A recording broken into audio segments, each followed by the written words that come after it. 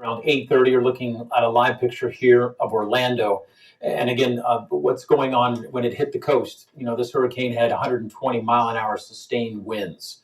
And there are reports of casualties tonight because of tornadoes earlier. In just a few minutes, Storm Center 7 weather specialist Nick Dunn is going to walk us through the newest information he is receiving on this massive storm. Gabrielle?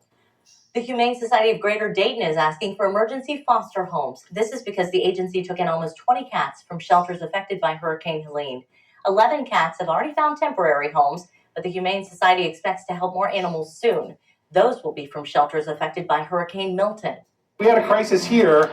I'm sure shelters in other parts of the country would also help us. And so it's one of those things where we just feel like it's our responsibility.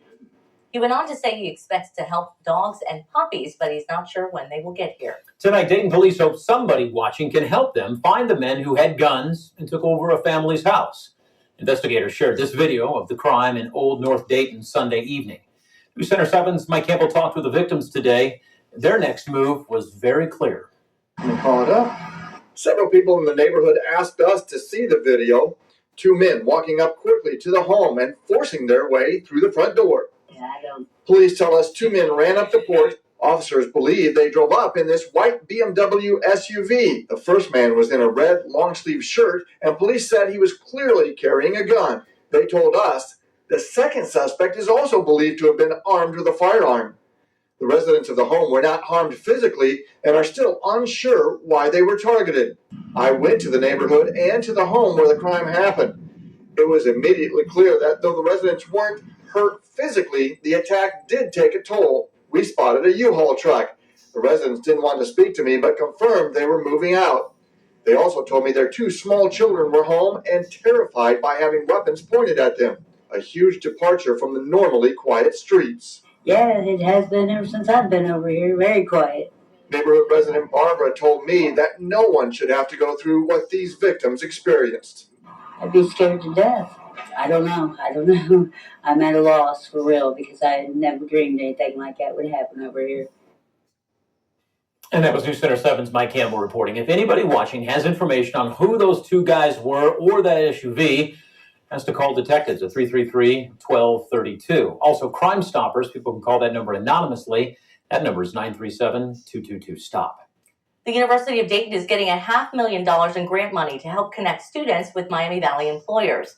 The money will fund a program that will guarantee students a job interview, job shadowing opportunity, an internship, or co-op.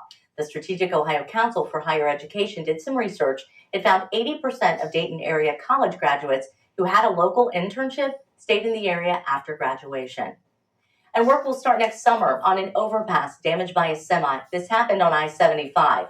The Ohio Department of Transportation will use emergency money to pay for the repairs. The work will take a few months. Storm Center 7 Chief Meteorologist Austin Cheney is off this week. We have weather specialist Nick Dunn joining us. Nick, you look at the number of tornadoes, tornado warnings, I should say, in Florida today. It is a head shaker. Yeah, there's records that you don't want to break, and tornado warnings is one of those, in fact, and that's just one of the stats that I've been digging into. So far today, 126 tornado warnings in the state of Florida, and in terms of a single day, that's the most that has ever been issued in terms of one whole state. The record was back on a super outbreak in April of 2011 down in Alabama with 134 tornado warnings. That's a record you don't want to break at all. The highest wind gusts that I could find so far, 102 in Sarasota and 101 there in St. Petersburg. Both of those are Category 2 force winds. And we may find some higher wind gusts as newer data starts to come in. Obviously, power outages may have knocked out some of those weather stations, so we don't have all of the data just yet, but that's the highest that I found so far. Another record that you don't really like to be at least even relatively close to, the lowest pressure on Milton at one point was 897 millibars. That's the fourth strongest on record in the Atlantic Basin. Certainly not some very good information there. I want to show you the flash flood emergencies again because it's not just Tampa and St. Petersburg, but it's Lakeland, Florida, up there close to Spring Hill. This is some densely populated communities. And so think of a flash flood emergency as something similar to a tornado emergency. It's the worst type of flash flood warning you can have. And this means if you're not getting to higher ground soon, your life could be at risk. And so that's why these areas are under flash flood emergencies. But it's not just here in Tampa and Lakeland. As we broaden out the view for you just a little bit, we have flash flood warnings up there towards Orlando, Deltona, even up to St. Augustine and near Gainesville. all of these areas experiencing flooding concerns tonight. And you notice I've also expanded out the view to show you some of the rainfall estimated totals, even up to 7 inches of rain, not far there from Orlando. And obviously several reports of 8 to 12 and even in some spots close to 16 inches of rain there in the Tampa metro. Certainly not a very good sign for those folks there at all. But the good news is at least the storm is moving. It had slowed down a little bit after landfall, or at least that was the appearance that we got, because there was a band of rain that just sat right over Tampa for several hours. But that is now starting to move into Orlando, where they'll be getting the worst of the weather for the next several hours. And then eventually, as we get towards daybreak tomorrow, the storm's starting to reemerge back into the Atlantic. But the good news is for us,